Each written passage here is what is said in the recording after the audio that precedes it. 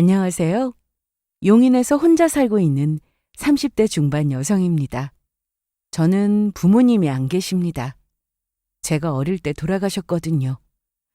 그래도 제 곁에 부모이자 오빠이자 또 때로는 친구처럼 모든 고민을 함께 들어주고 언제나 제 편이었던 친오빠가 있어 밝게 자랄 수 있었습니다. 그리고 친오빠 못지않게 든든한 남편을 만나 결혼도 했죠. 하지만 오빠가 사고로 세상을 뜨게 되자 남편은 오빠의 사망보험금을 욕심냈습니다. 저 모르게 뒤에서 딴짓을 하고 있던 것도 용서하지 못할 일인데 사람으로서 끝까지 저를 기만한 남편놈에게 자기가 얼마나 큰 잘못을 한 건지 똑똑히 알게 해주었습니다. 저는 어릴 때부터 부모님이 계시지 않았기에 친구들과 놀다가 엄마나 아빠한테 전화가 와서 집에 가는 친구들을 보면 그게 그렇게 부러웠습니다. 그래도 저에게는 오빠가 있었습니다. 나이 차이가 좀 나서 저는 아빠처럼 생각하고 오빠를 잘 따랐습니다. 오빠는 학창시절 공부를 정말 잘했습니다. 그래서 공부하다 막히는 부분이 있으면 오빠에게 물어보며 많이 배우기도 했죠. 부모님이 계시지 않으니 집안 형편이 그렇게 좋은 편은 아니었어요. 하지만 부모님이 돌아가시고 남겨진 재산이 조금 있었고 오빠가 취업해서 돈을 벌었기 때문에 부족함 없이 살았습니다. 그렇게 저는 오빠 덕분에 대학도 가고 졸업 후 취업도 했습니다. 직장 생활을 하며 남자친구도 사귀게 되었고요. 오빠는 저에게 부모와 같은 존재였기에 제가 어떤 사람을 만나는지 당연히 궁금해 했는데 직접 만나보고는 괜찮다고 생각한 것 같았습니다. 하루는 데이트를 하다가 남자친구가 집 앞까지 저를 데려다 줬는데 그때 오빠와 마주쳐서 잠깐 인사를 한 적이 있었습니다. 아, 벌써 다 왔네. 그러네. 얘기하다 오니까 금방이다. 어? 오빠다. 오빠? 오빠, 왜 나와 있어? 아니, 나와 있는 게 아니라 나도 이제 막 도착해서 들어가려던 참이었어. 인사해. 여기 우리 오빠. 이쪽은 주영 씨. 안녕하세요. 박주영이라고 합니다. 아, 네. 지우한테 얘기 많이 들었어요. 주영 씨, 늦었는데 얼른 가.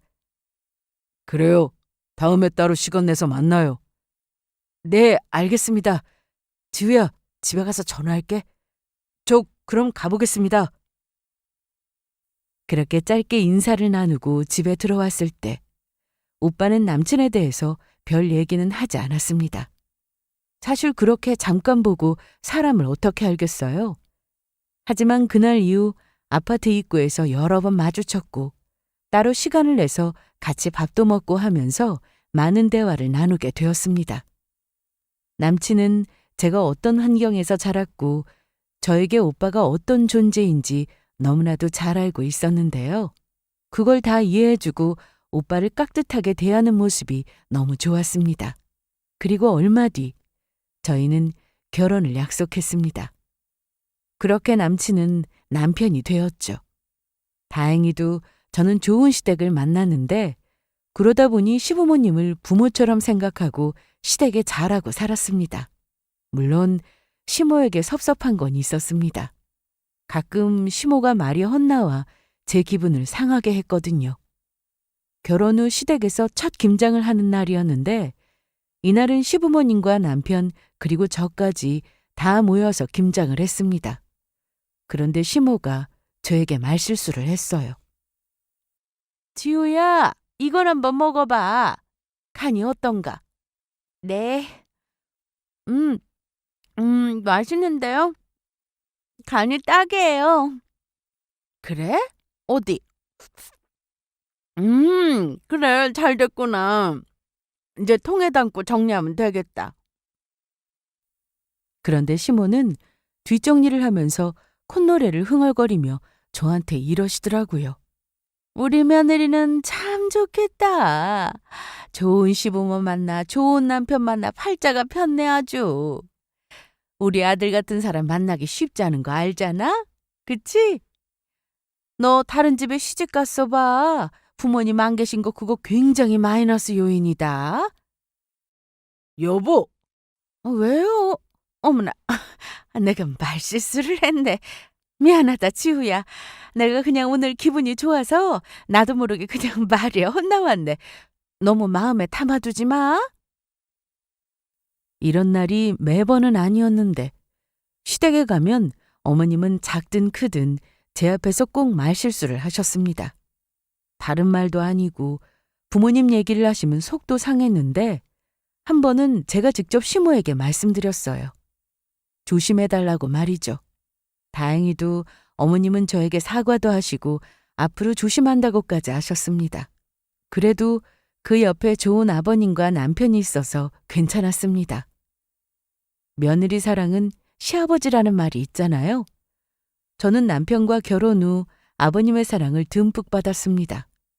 시댁에 가면 어머님이 맛있게 밥을 차려주시기도 했지만 아버님의 음식 솜씨도 보통이 아니었어요. 그 두껍고 굵은 손으로 뚝딱뚝딱 만들어주시는 아버님의 밥상은 정말 맛있었습니다. 그리고 오빠를 초대해서 시댁에서 같이 밥을 먹는 날도 몇 번 있었는데 아버님이 직접 만드신 잡채나 갈비찜은 따로 싸서 주실 정도로 시댁은 정이 넘쳤습니다. 이러니 제 친구들은 제가 시댁복이 있다고 했고 오빠도 마음 놓고 지내게 되었어요. 남편은 직장 생활을 하다가 저와 결혼하고 사업을 하게 되었는데 처음엔 이 사업이 정말 잘 됐습니다. 남편 사업장에 가보면 일이 많아서 정말 바빴고 해마다 직원도 늘어나는 게 눈에 보였죠. 직장 생활을 할 때와는 달리 주말에도 나가서 일을 해야 하는 남편을 위해 저는 정성스레 도시락도 자주 쌌습니다.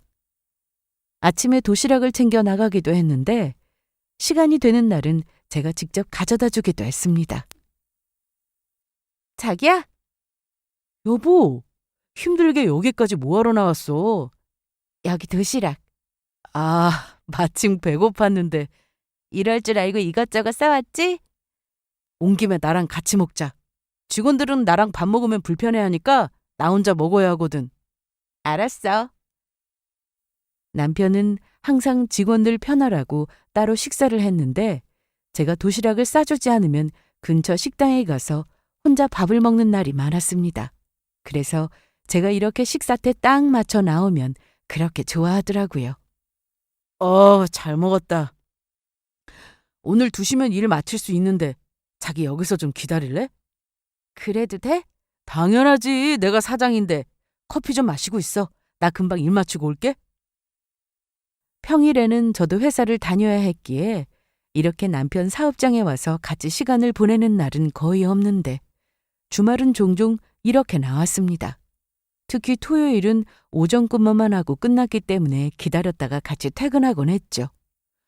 결혼하고도 남편은 저는 물론 오빠를 잘 챙겼습니다.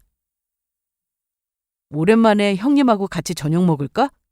아니, 오빠 요즘 바빠. 혹시 만나는 사람 생겼어? 그럴 리가. 그럼 제일 먼저 나한테 얘기했을 텐데 그리고 일 없어도 안 나올 거야. 왜? 저번에 기억 안 나? 전에도 몇 번 오빠를 불러 같이 식사를 했는데 저와 남편의 사이가 너무 좋다 보니 오빠는 앞으로 둘이 만나는데 부르지 말라고 했습니다. 물론 웃으면서 농담으로 얘기했어요. 그리고 저한테는 따로 그러더라고요. 지우야, 오빠 괜찮으니까 너무 신경 쓰지 마. 매자랑 둘이 잘 살면 돼. 알았지? 오빠는 제 시댁 식구나 남편에게 혹시라도 피해를 줄 수도 있으니 자기는 너무 신경 쓰지 말고 남편과 행복하게 잘 살면 된다고 했습니다. 하지만 인생이란 게 제 뜻대로 되는 게 아니더라고요. 오빠의 사랑을 받고 자라서 좋은 남편을 만나 쭉 행복할 줄 알았던 제 인생은 그리 오래가지 못했습니다. 남편이 바람을 피웠으니까요. 남편이 사업을 하고 난 뒤 중요한 거래처 사장님들과 자주 연락하게 되면서 저도 연락이나 이름 정도는 알고 있었습니다. 그런데 언젠가부터 남편 핸드폰에 제가 모르는 사장이 자주 연락을 해오더라고요. 자기야, 전화 온다. 어, 여보세요? 아, 네, 이사장이. 아이, 그럼요. 네네. 오늘요? 괜찮아요. 아, 네, 그럼 거기서 뵙겠습니다. 누구야? 아, 얼마 전부터 거래 시작한 곳인데 이따가 같이 저녁 먹자고 하네. 사업상 할 얘기도 있다고 하고. 남편의 일이 잘 되면 저도 좋은 거니까. 일요일에도 약속을 잡고 나가도 그런가 보다 하고 지냈습니다. 이런 날이 한두 번도 아니어서 당연히 또 거래처 사장을 만나는구나 생각했어요. 그래도 술자리까지 이어지면 취할 정도로 술을 마시지는 않았습니다. 제가 술 마시고 담배 피우는 걸 제일 싫어해서 남편은 연애 시절부터 담배도 안 피웠고 술도 자기 주량을 딱 지켜서 마시는 사람이었어요.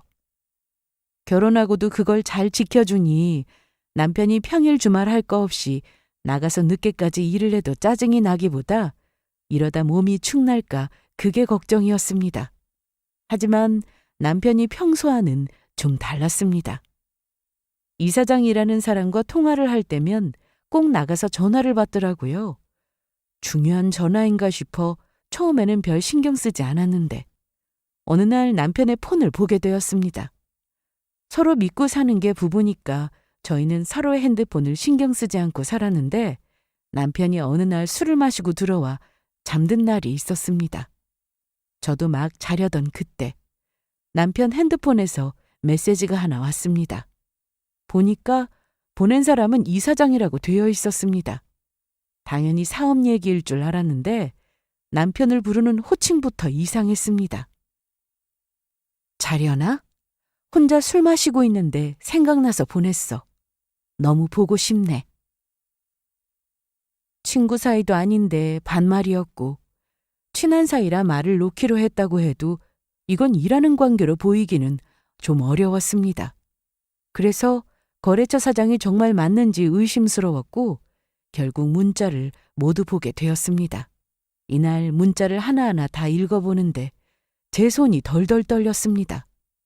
두 사람은 각자 사업을 하면서 만난 사이는 맞았는데 이사장이라는 사람은 여자였습니다. 그렇게 일적으로 연락하고 만나고 하다가 친해진 모양이었어요. 그리고 넘어서는 안 될 선을 넘은 사이라는 걸 알게 된 저는 남편에게 큰 배신감을 느껴야만 했습니다. 이 사실을 누구에게 말해야 할지, 아니 말하는 게 맞는 건지 혼자 해결해야 하는지 막막하기만 했습니다. 당장 오빠부터 생각이 났지만 오빠는 회사에서 해외 출장을 가고 집에 없는 상황이었고 시댁에 알리자니 그래도 아들인데 팔은 안으로 굽겠지라는 생각에 일단은 저 혼자 고민하게 되었습니다. 제가 남편의 외도 사실을 알고 난 뒤 남편은 아무것도 모른 채 평소와 똑같이 행동했습니다. 여보, 나 다녀올게. 자기도 얼른 출근해야지. 먼저 가. 이따 전화할게. 남편은 보통의 날처럼 아무렇지 않게 출근을 했는데 그날 이후 퇴근 시간이 조금씩 늦어졌습니다. 퇴근 후 약속이 잡히면 무조건 저에게 전화부터 하는 사람이었는데 언젠가부터 전화도 없었어요. 그래서 제가 전화하면 어디야? 미안해. 내가 전화한다는 걸 깜빡했네. 오늘 거래처 사장들 만나서 술 한잔 하기로 했거든. 좀 늦을 거니까 나 기다리지 말고 먼저 자. 알았지? 거의 이런 식이었습니다. 정말 일 때문에 바빠진 거라면 제가 왜 신경질이 나겠어요? 늦은 시간까지 함께 있는 사람은 제가 아는 거래처 사장들이 아니라 상간녀였습니다. 남편이 바람을 피우고 있는 걸 알게 된 이후 저는 전보다 더 바쁘게 살아야 했습니다. 그냥 넘어갈 일이 아니었으니까요. 그리고 제 오랜 친구와 자주 연락하며 도움을 받았습니다. 너 절대로 티내면 안 돼. 무슨 대화로 해결하느니 이런 말 믿지 말고 증거부터 확실히 가지고 있는 상태에서 얘기하라고. 그냥 사업하다 만났고 좀 친해진 거다. 정리하겠다. 이러면 너 뭐라고 할래? 그래, 알았어. 이럴 거야? 바람은 못 고쳐. 네 남편이 다 정리하고 너한테 돌아온다고 해도 너 전처럼 살 수 있겠어? 뭐 부부 사이 일은 부부만 알겠지만 네가 나중에 용서하고 받아주든 아니든 거기까진 내가 뭐라고 할 수는 없는데 일단 지금은 아니야. 너한테 필요한 건 증거야. 저는 친구 덕분에 감정적으로 대응하려고 했다가 정신을 차리고 남편의 SNS부터 문자, 톡, 이메일, 그리고 블랙박스까지 매일 확인을 하게 됐습니다.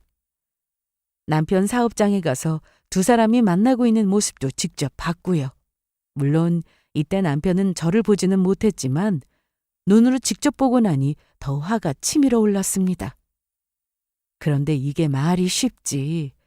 실제로 거의 매일같이 이런 생활을 하고 산다고 생각해 보세요.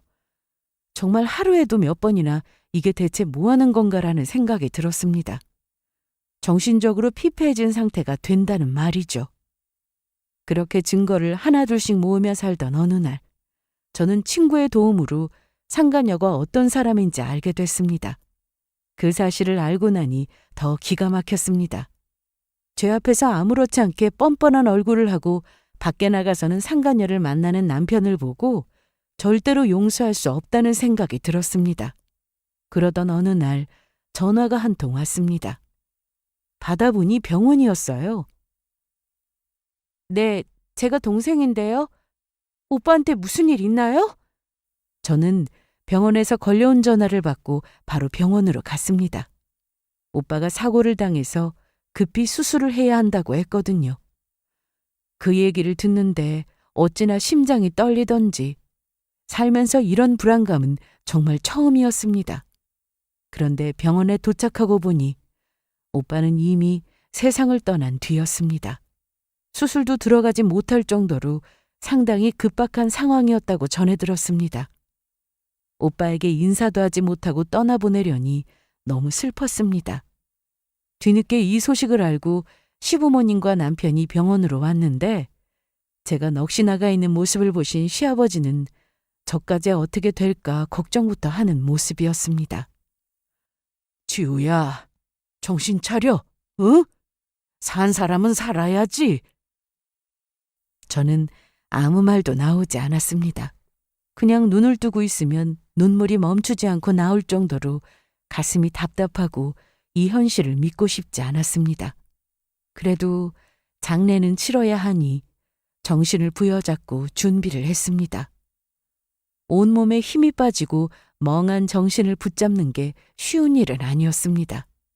특히 남편이 제 옆에서 같이 슬퍼하는 모습을 보는 건 더 힘들었습니다. 저게 과연 진심일까 하는 생각이 들었으니까요.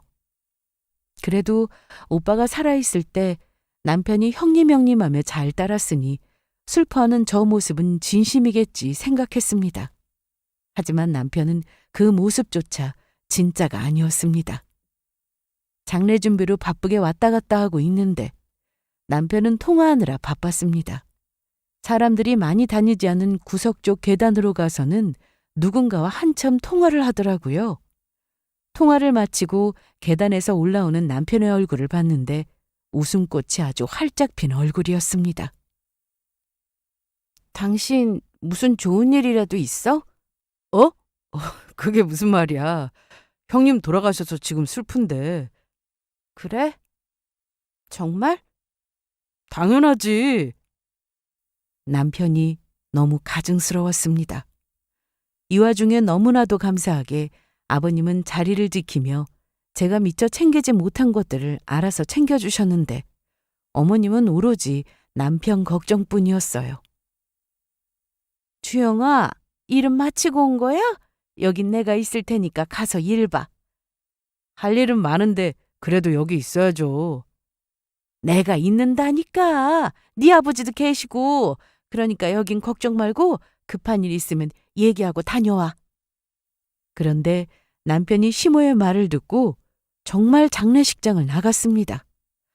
정말 급한 일이라면 잠깐 다녀올 수는 있겠지만 남편은 장례 기간 내내 이런 식으로 오랜 시간 자리를 비웠습니다.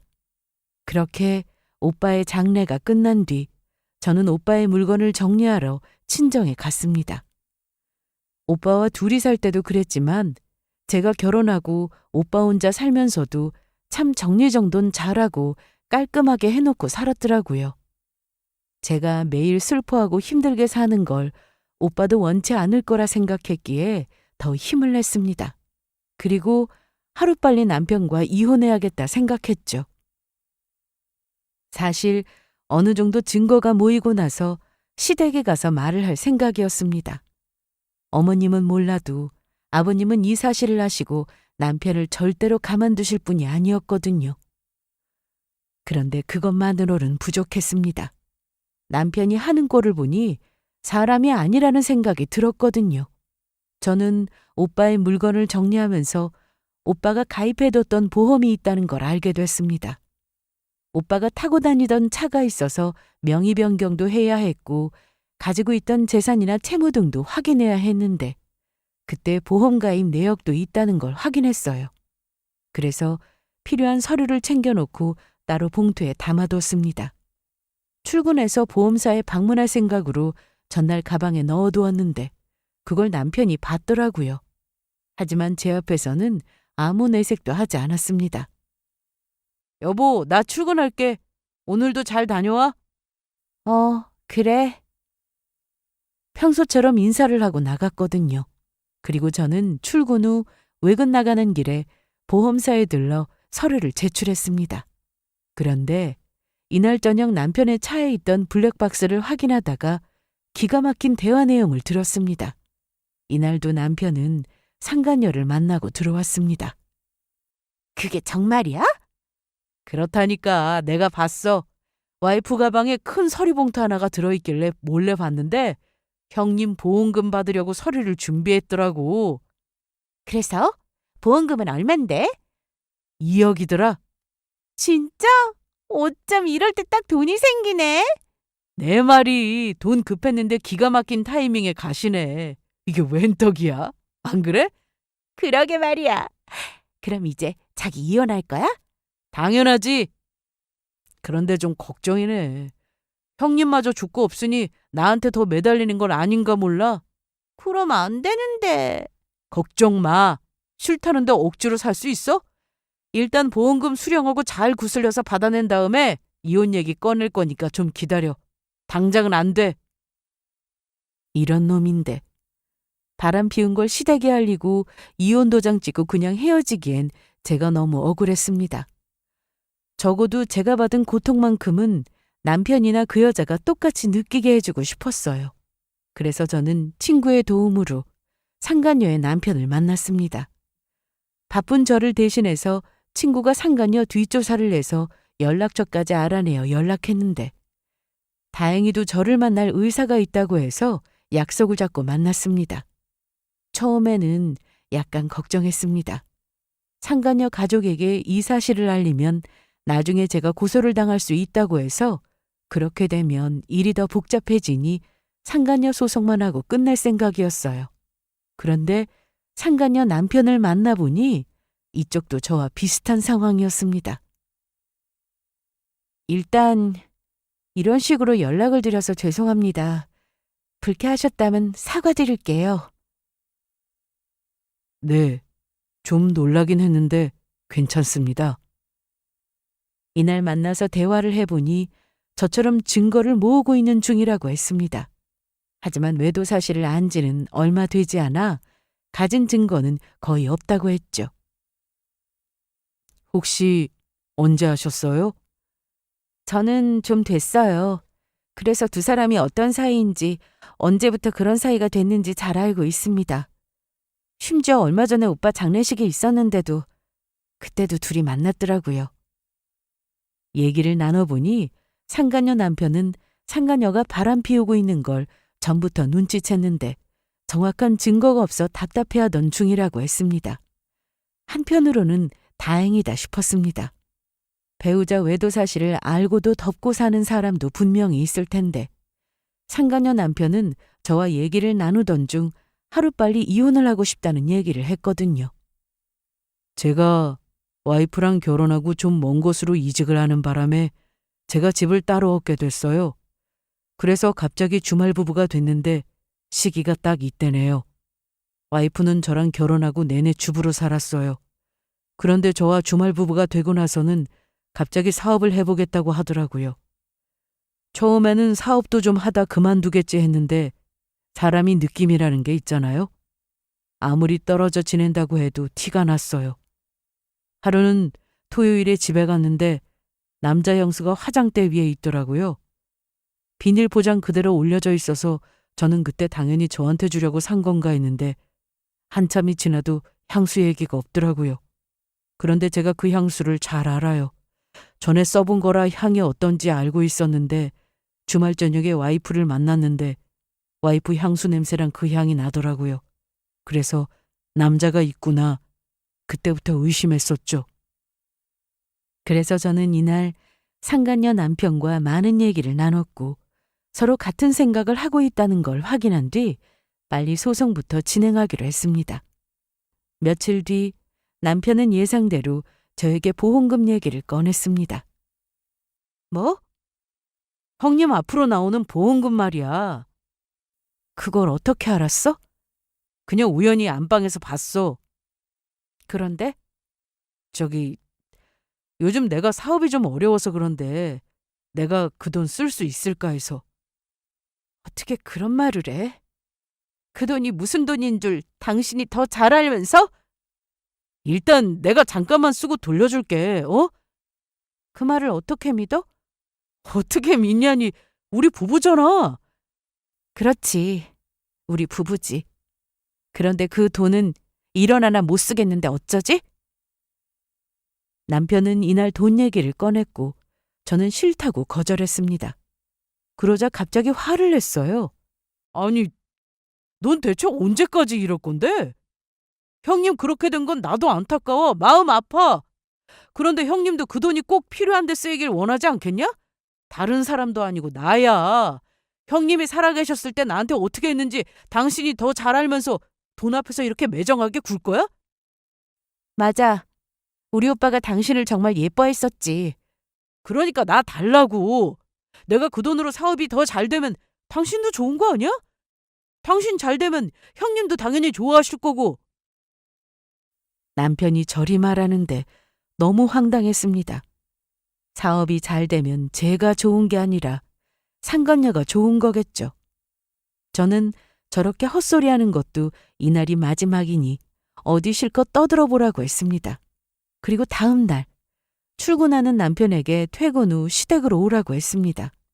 마침 아버님의 생신이기도 해서 어차피 시댁에 가야 했어요. 그리고 이날이 딱이다 싶었습니다. 오늘 퇴근하고 늦어? 아마도? 그런데 왜 물어? 오늘 아버님 생신인데 잊었어? 아, 맞다. 그렇지. 어떻게 하기로 했는데? 당신도 참 웃긴다. 당신 아버지인데 어쩜 결혼하고 한 번을 직접 챙긴 적이 없어? 아이, 그거야. 자기가 알아서 잘하니까 그냥 맡긴 거지. 나도 알고 있었어. 일하느라 바빠서 그런 거고. 그래서 오늘 어떻게 하기로 했냐고. 시댁으로 와. 몇 시에? 일 마치는 대로 오라고. 남편은 아침부터 투덜거리며 나갔습니다. 저는 그 모습조차 보기 싫었고 이런 남편을 보는 것도 얼마 남지 않았기 때문에 꾹 참았습니다. 그리고 퇴근 후 시댁에 갔는데 남편은 역시나 없었습니다. 어머님, 아버님, 저 왔어요. 왔니? 우리 며느리 왔구나. 바쁜데 그냥 넘어가도 될걸. 오늘 중요한 날이잖아요. 당신도 참 생일이 한 달에 한 번도 아니고 1년에 한 번인데 그냥 넘어갈 수 있어요? 시댁은 외식을 별로 좋아하지 않으십니다. 대신 아버님이 집에서 요리를 자주 하시기 때문에 어머님도 이 부분에 대해서는 크게 불만이 없으셨죠. 그리고 이날은 아버님 생신이었는데 아버님이 직접 음식을 하고 계셨습니다. 어머님은 당연히 저보다는 남편이 우선인 분이셨지만 아버님은 아니었어요. 항상 저에게 아빠처럼 대해주셨고 시댁에 가면 언제나 반겨주셨죠. 남편이 사고만 치지 않았다면 어머님이 저한테 좀 섭섭한 말씀을 하셔도 다 참고 살 수 있었습니다. 하지만 아무리 좋은 시아버지가 계시더라도 뒤에서 딴짓하는 놈과 같이 살 수는 없는 일이죠. 그리고 이날 작정하고 터뜨릴 생각이었습니다. 음식이 거의 만들어지고 상을 차리고 있을 때 남편이 시댁에 도착했어요. 엄마, 저 왔어요. 우리 아들 왔어? 일하고 오느라 힘들었지? 얼른 손 씻고 와. 밥 다 차렸어. 네. 그리고 저희는 식사를 시작했습니다. 아버님은 유독 저를 예뻐하셨는데요. 우리 주영이가 배가 고팠구나. 얘, 너 뭐하고 있어? 네 남편 국 더 떠다 줘라. 참, 우리 지우도 밥 먹고 있는데 뭘 시키려고 그래? 직접 떠다 먹으면 되지. 주영이 네가 가서 직접 가져다 먹어. 아, 됐어요. 아들, 그냥 앉아 있어. 엄마가 가져올게. 어머님은 식사 중에 반찬이 부족하거나 하면 저에게 가서 가져오라고 하십니다. 물론 제가 충분히 할 수 있는 일인데 아버님은 제가 결혼 초 밥을 먹다 말고 계속 왔다 갔다 하는 모습을 보시고는 먹고 싶은 사람이 가져오라고 하셨습니다. 이날도 어머님은 습관처럼 남편 국을 더 가져오라고 저에게 말씀하셨지만 아버님 말씀에 저는 편하게 식사할 수 있었습니다. 그런데 시모가 이게 불만이었는지 국을 떠와서는 저한테 이러시더군요. 지우, 넌 아무리 아버지가 가만히 있으라고 해도 그럼 안 되는 거야. 네? 우리 아들 나가서 고생하는 거 너도 알잖아. 네, 뭐? 네? 내 말이 웃음니? 아니요, 저도 알아요. 남편이 요즘 많이 바쁘더라고요. 아니, 그걸 아는 애가 네 남편 국 떠다 주는 게 그렇게 어렵냐? 어려운 게 아니라 하기 싫어서요. 뭐야? 어머님이라면 좋으시겠어요? 밖에 나가서 일하느라 바쁜 게 아니라 다른 여자 만나고 다니느라 바쁜 남편이 뭐 이쁘다고 국을 떠다 줘요? 아니, 너 그게 무슨 말이냐? 우리 주영이한테 여자라도 있다 이 말이야? 네, 주영아, 이 말 사실이야? 지우가 방금 한 말 사실이냐고? 그러자 남편은 당황했는지 아무 말도 못했습니다. 눈동자만 열심히 굴리고 있더라고요. 왜 말을 못해? 나한테 무슨 여자가 있다고 그래? 오늘도 힘들게 일하고 왔구만. 그렇지? 지우, 너 말 조심해라. 이게 뭐 하는 거냐? 어른들 앞에서. 장난도 정도가 있지. 부모 없이 자랐어도 이 정도는 구분할 수 있어야 하는 거잖아? 어머님, 제가 부모님 없이 자랐어도 할 말 못할 말 구분은 할 줄 압니다. 그동안 어머님이 저한테 아무렇지 않게 툭툭 내뱉은 말에 상처받고 속상했지만 그래도 어머님께 따진 적 한 번도 없습니다. 그러니까 방금 하신 말씀은 사과해 주세요. 뭘 사과해? 부모 없이 자라서 그렇다는 말 사과하시라고요. 사과 못해. 네가 행동거지를 똑바로 했으면 내가 그런 말을 하니? 그럼 부모님이 있는데도 나가서 쓰레기짓 하고 다니는 어머님 아들한테는 뭐라고 하실 건가요? 저는 부모 없이 자랐어도 그런 짓은 못해요. 아니, 안 하죠. 배우자 두고 바람 피우는 그런 짓은 안 한다고요. 어머님은 자기 아들을 험담한다며 저에게 계속 뭐라고 하셨고 아버님은 남편을 다그쳤습니다. 너 임마 사실이야? 응? 아니에요, 아버지. 지우 제가 뭔가 오해를 하고 저러는 것 같은데.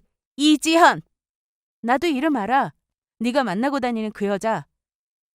지우야, 그 사람은 그냥 거래처 사람일 뿐이야. 여자라서 네가 오해를 했나 본데. 아, 그래? 내가 오해한 거야? 그래. 너는 거래처 사장하고 이런 사진도 찍냐? 저는 전에 남편 폰에서 본 두 사람의 사진을 꺼내 보였습니다. 그 사진은 누가 봐도 보통 사이처럼 보이지 않는 그런 사진이었는데 그걸 본 시부는 남편을 바로 때렸습니다. 아니, 애는 왜 때려요? 너 이 자식, 이게 뭐냐? 너 미쳤어? 아버지, 이건 그냥 찍은 거예요. 아무 의미 없다고요. 저는 남편이 거짓말을 할 때마다 계속 새로운 사진을 꺼냈습니다. 그리고 블랙박스에서 둘이 나눈 대화 내용도 시부모님께 들려드렸고요. 아버님은 이날 모든 사실을 아시고는 밥상까지 엎으셨는데 어머님은 그 와중에도 자기 아들 편을 들었습니다. 세상에, 어떻게 우리 주영이가 바람을... 믿을 수가 없다, 믿을 수가. 너 혹시 네가 우리 아들 힘들게 한 거 아니냐? 네? 남자는 여자하기 나름이라고 했다. 그런 말이 괜히 있는 게 아니라고. 네가 어떻게 했길래 우리 아들이 바람을 피우냐? 응? 자기 아들 바람 핀 걸 제 탓을 하자 시부는 시모에게 큰 소리를 쳤습니다. 그 입 안 다물어? 그러게 저 자식 어릴 때부터 감싸고 돌지 말라고 내가 몇 번을 말했어? 내가 뭘요? 아참, 당신 나한테 부탁한 돈 말이야. 무슨 돈? 우리 오빠 보험금. 그건 또 무슨 소리야? 아버지, 아니에요, 아무것도. 뭐가 아니야. 당신이 그랬잖아. 당신이라면 충분히 그 돈 쓸 자격이 된다며. 그래서 저는 이날 남편과 상간녀가 차 안에서 제 보험금 얘기를 한 내용까지 다 공개했습니다. 그걸 들은 시모는 너무 놀라 아무 말도 하지 못했고 시부는 남편 멱살까지 잡았습니다. 내가 너 이렇게 키웠어? 응? 사람답게 살아야 한다고 내가 그렇게 말했는데. 아버지, 숨 막혀요, 아버지. 이거 놓고 말해요. 우리 주영이 숨 막힌대요. 너 오늘 내가 절대 가만 안 둬. 아버님은 이날 불같이 화를 내셨는데 제 앞에서는 항상 다정하신 모습만 보여주셨기에 저 역시 많이 놀랐습니다. 이날 아버님이 더 크게 분노하신 이유는 남편이 저 모르게 외도를 저지른 것도 있었지만 저에게 오빠의 보험금을 받아내고 이혼할 생각까지 하고 있다는 걸 아셨기에 더욱더 화를 내셨습니다. 그로부터 며칠 뒤 저는 소송을 시작했습니다. 어머님은 체면을 중요하게 생각하시는 분이라 무슨 일이 있어도 이혼하는 건 절대 안 된다고 했답니다. 지우야, 이혼만은 하지 말자. 내가 싹 다 정리할게, 어? 엄마도 이혼은 안 된대. 네가 언제부터 어머님 말씀을 그렇게 잘 들었다고 그래? 그리고 이혼은 내가 결정하는 거지 니네 엄마가 결정할 일이 아니야. 아니, 그 여자 이미 내 사무실에서 정리하고 갔어, 정말이야. 가서 확인해 볼래? 아니, 그게 쇼든 아니든 상관없어. 어차피 너랑은 이혼이니까. 너 같으면 같이 살겠냐? 뭔 짓을 하고 다녔는지 내가 어떻게 알아? 그냥 친하게 지냈을 뿐이야, 정말이야. 그래, 그렇게 평생 살아. 저는 이혼 소송에 이어 상간녀 소송도 진행했습니다. 힘들게 증거를 모으던 때를 생각하니 그렇게 제 자신이 비참하고 괴롭고 그랬는데 이 증거들로 두 사람이 아무 말 못하는 모습을 보니 속이 다 시원했습니다. 남편은 상간녀 소송 진행 사실을 알고 난 뒤 저에게 더 빌었습니다. 자기야, 지우야, 왜 그러냐? 왜 이렇게까지 하는데? 내가 잘못했다고 하잖아, 어? 왜? 마음이 아파? 사랑했던 여자라서? 아니, 그게 아니라 그냥 조용히 끝내자는 거지, 내 말은. 너라면 그러겠니? 너네 이 상황에도 둘이 연락하고 지냈잖아. 내가 모를 줄 알았어? 저는 증거를 다 모으고 소송을 시작하고 나서도 여전히 남편이 집에 들어오면 블랙박스를 확인했어요. 남편은 무슨 생각인지 집에 들어오기 전에 블랙박스 지울 생각은 못하고 핸드폰만 잠궈놨더라고요. 네 걱정이나 해. 뭐? 너 지금 그 여자가 소송당해서 불쌍하고 안 되어 보이고 그러나 본데 그건 남일 아니야. 네 인생 걱정이나 하라고. 남편은 이날 제 말을 제대로 이해하지 못했습니다. 저는 얼마 뒤 남편과 이혼을 하게 되었는데 네가 원하는 대로 이혼했으니까 상간녀 소송은 그만둘 수 없겠냐? 못하겠다면? 너 사람이 그러면 못 써. 지금 이사장이 얼마나 힘들어하는 줄 아냐? 그걸 내가 왜 알아 해? 내가 그동안 힘들었던 건? 내가 힘들 때 당신은 뭐 했어? 이미 지난 일이잖아. 충분히 사과했고. 아, 실컷 바람 피우고 미안해하면 끝이구나. 이게 그렇게 간단한 일이었어? 야, 사귀다가 상대가 바람 펴서 헤어져도 그 상처가 오래가는 법인데 하물며 부부로 같이 살다 이런 일이 벌어졌으면 지금 내 심장이 어떨 것 같아? 하지만 남편은 아직도 정신을 못 차렸습니다. 상간녀가 그렇게 좋은가 보더라고요. 저는 소송을 끝까지 진행하겠다고 했는데 제 앞에서 온갖 막말을 쏟아내던 전 남편은 바로 며칠 뒤 상간녀 남편으로부터 똑같은 소송을 당하게 되면서 인생이 완전히 나락으로 떨어졌습니다. 그동안 저는 상간녀 남편과 연락하면서 어떤 상황인지 서로 공유하며 지냈는데 상간녀 남편은 끝까지 모른 척하고 있었다고 했습니다. 상간녀가 소송까지 당해놓고 아무 말 안 하고 있길래 어떻게 할 작정인지 두고 볼 생각이라고 했거든요. 그런데 그 와중에 두 사람이 계속해서 만나고 있는 걸 상간녀 남편도 알게 됐고 외도 사실을 추궁하니 끝까지 발뺌하며 오히려 큰 소리를 치길래 상간녀 남편도 결국 소송을 하게 된 겁니다. 그렇게 상간녀 걱정을 하던 남편이었는데 본인이 그런 소송을 당했으니 상간녀고 뭐고 저에게 도움을 요청했습니다. 하지만 제가 미쳤나요? 도와주고 싶은 마음은 전혀 없었습니다. 자기가 한 짓 그대로 벌받으라고 했어요. 그쪽에 가서도 저한테 말한 것처럼 같이 사업을 하다가 좀 친해진 것뿐이고 그렇고 그런 사이는 절대 아니라고 했다는데 상간녀 남편에게도 여러 증거가 있었으니 전 남편은 제대로 반박도 못했습니다. 소송이 진행되는 동안 전 시모는 여러 번 저를 찾아왔습니다. 이런 식으로 자꾸 찾아오시는 거 불편합니다. 그리고 저 금방 들어가 봐야 해요. 자리 오래 비우면 저도 회사에서 곤란하다고요. 그래, 알았다. 빨리 말할게. 저기 우리 아들이 소송을 당한 모양이야. 그런데요? 네가 어떻게 도와줄 수 없겠어? 이제 남인데 제가 뭘 도와요. 그리고 이혼 전이라고 해도 도울 이유 없고요. 그 여자가 꼬리친 거라고 네가 말 좀 해줘. 어? 저더러 거짓말을 하라고요? 너 가정환경 어떤지 다 알면서 우리가 좋게 받아줬다? 너 그거 알지? 그런데 은혜를 이런 식으로 갚을 거야? 무슨 은혜요? 저 그런 거 받은 적 없습니다. 그리고 저 부모님 없이 컸어도 어머니 아들보다 잘 자랐어요. 그러니까 저한테 이럴 시간에 자식 교육이나 똑바로 시키세요. 그리고 한참이 지나 상간녀 소송이 끝났습니다. 드디어 판결문이 나오게 되었죠. 처음부터 돈 때문에 시작한 소송도 아니었고 바로 이 판결문이 너무 받고 싶었습니다. 이후 전 남편의 소송도 마무리가 되었다는 연락을 받았는데요. 상간녀 남편은 하도 괘씸해서 이혼은 안 해주고 평생 고통 속에 살게 해줄 생각이었다고 했지만 그렇게 사는 건 본인에게도 절대 행복한 게 아닌 것 같다며 이혼을 할 예정이라고 했습니다. 그렇게 저는 그날 이후 상간녀 남편과는 그 어떤 연락도 하지 않았습니다. 이혼도 했고 소송도 끝났고 이제 제 인생에 집중하며 살 생각이었어요. 물론 그간 많은 일들이 있어서 저도 힘들었습니다. 겉으로는 씩씩한 척했지만 하나뿐인 가족이었던 오빠마저 세상에 없고 믿었던 전 남편도 뒤에서 지저분한 짓이나 하고 있었으니 제 심정이 어떻겠어요? 그래도 이겨내야 했습니다.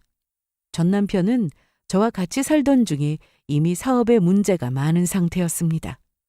그런데 본인도 소송 때문에 사업에 신경을 못 쓰다 보니 빚만 남기고 사업을 접게 되었다고 하더라고요.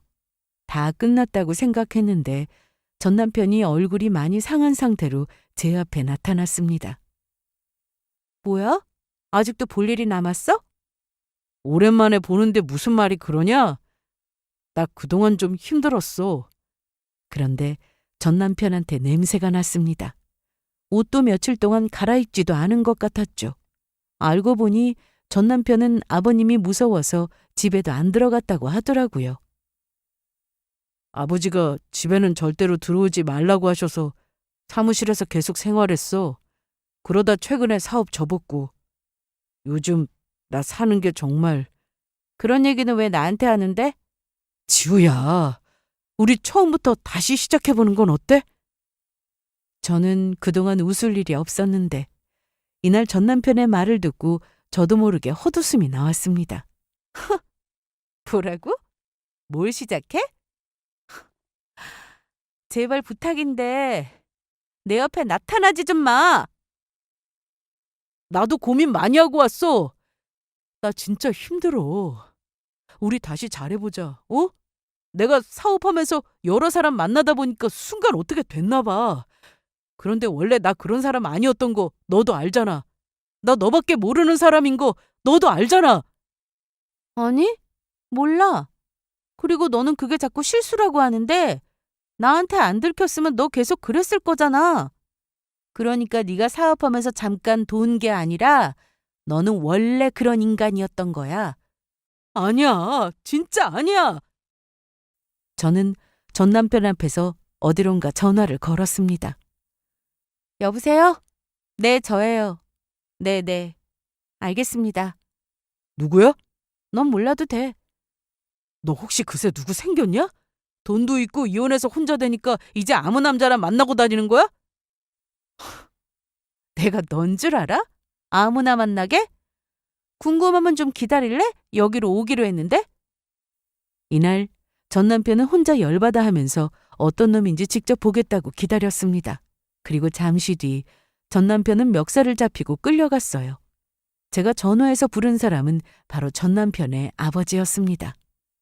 이혼하고 소송도 다 끝나고 아버님이 가만두지 않는다고 하셨는데 전 남편은 그게 무서웠는지 집에 들어가지 않고 사무실에서 지내다가 고시텔인가 뭔가 혼자 지낼 집을 얻어서 살았다고 하더라고요. 그래서 혹시나 저한테 전 남편이 연락하거나 만나러 오면 바로 전화를 달라고 하셨기에 저는 고민할 것도 없이 전 남편 아버지에게 전화를 걸었던 거죠. 저기 온다. 어디? 어디? 저기. 아버지, 너 이 자식, 내 전화 안 받고 어디서 뭐하고 다녔냐? 그리고 여기가 어디라고 찾아와? 아이고 냄새. 너 씻지도 않고 다니냐? 이리 와.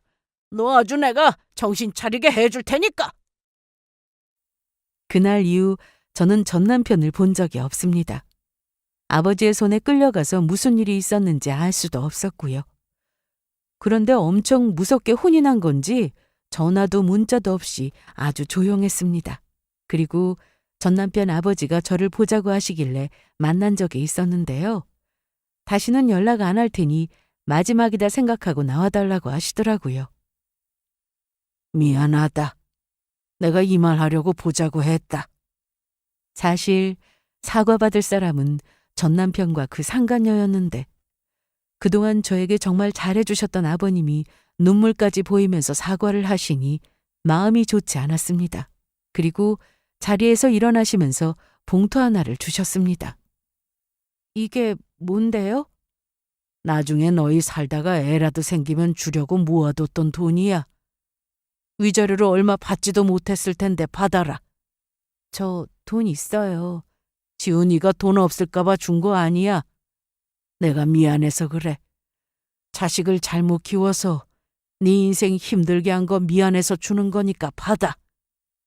그리고 주영이 그 자식은 평생 후회하며 살 거다. 넌 이제 네 인생 잘 살아. 좋은 짝 생기면 잘 만나고. 저는 주신 돈을 안 받는다고 계속 거절했지만 이날 제발 받아달라고 하시며 그 돈을 안 받으시면 병이 날 것 같다고 바로 나가셨습니다. 그날 이후 저는 완전히 전 남편 가족들과 연락을 끊었고 혼자 열심히 살고 있습니다. 무엇보다 제가 힘들었던 건 전 남편의 외도로 인해 이혼한 게 아니라 오빠였어요. 오빠에 대한 그리움이 너무 커서 한동안 오빠 사진을 보며 많이 울기도 했습니다. 그런데 그것도 시간이 지날수록 나아지더라고요. 그리고 지금은 전보다 훨씬 더 좋아져서 TV에 재미있는 프로가 나오면 웃기도 하고 그렇게 지냅니다. 그동안 많은 일들로 힘든 시간을 보내야 했지만 시간이 해결해 준다는 말을 믿고 제 인생 열심히 살아가고 있는 중입니다. 그러니 여러분들도 힘든 일이 있다면 분명 좋아질 거라 믿고 인생을 살아보세요. 그럼 제 사연은 여기서 마치도록 하겠습니다. 긴 얘기 들어주셔서 감사합니다.